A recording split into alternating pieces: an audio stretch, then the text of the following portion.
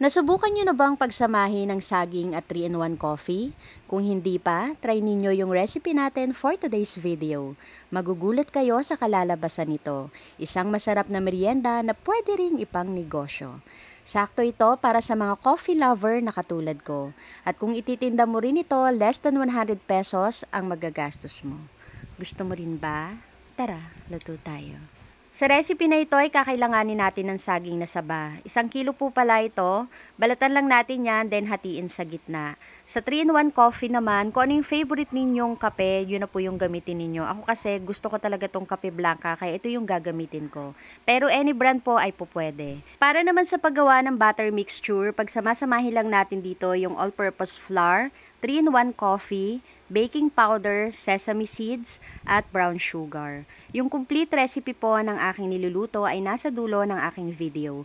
Mag-add din pala tayo dito ng water at haluin lang natin ito ng tuloy-tuloy hanggang sa makuha natin yung ganitong consistency. And shoutout po kay Mila Caranza, Cabalbag, Altura, Zander Music Lover from Bicol, may kababayan, Noe Chavez, and Tessa Mediavilla from Abu Dhabi. Thank you so much po. After nating hiwain lahat ng saging, tusukin natin ito ng barbecue stick or popsicle stick.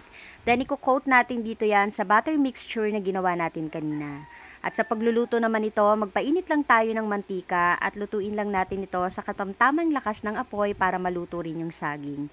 At pagka ganito na nga yung kulay, nag-brown na, ahunin na natin ito sa kalan. At pag naluto na yung mga saging, iset aside muna. At pwede rin pala tayong gumawa dito ng coffee sauce para dito. Para mas lalong sumarap yung ating gagawing pang negosyo. Bali yung isang sachet or yung karugtong ng 3-in-1 coffee na twin pack na binili ko, lagyan lang natin ito ng powdered milk, water at cornstarch. Isa lang natin ito sa kalan sa mahinang apoy hanggang sa lumapot na. Then okay na po yan. Ahunin na natin ito sa kalan. And ready to serve na ang ating masarap na banana coffee crunch. Gusto mo rin ba? Tara, kain tayo. Hello everyone! For today's video, isang masarap at pwedeng pang negosyo naman ang ating ginawa ngayon. Ang banana coffee crunch. So, ayan. Pero masarap yung coffee syrup na ginawa natin.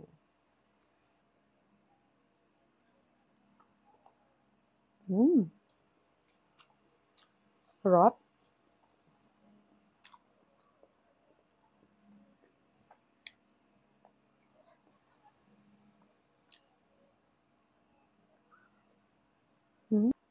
Kung magkano pala ito pwedeng ibenta, hindi ko po alam. Char.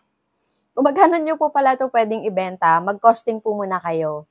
Yung saging kasi na to, hindi ko binili. Binigay lang kasi sa akin to. So, hindi ko alam kung magkano yung kilo ng saging ngayon or kung magkano yung per peraso ng saging. So, kung ibebenta nyo po ito, mag-costing po muna kayo. Pero sa mga ingredients, I think less than 100 pesos, pwede ka na makapag-start nito.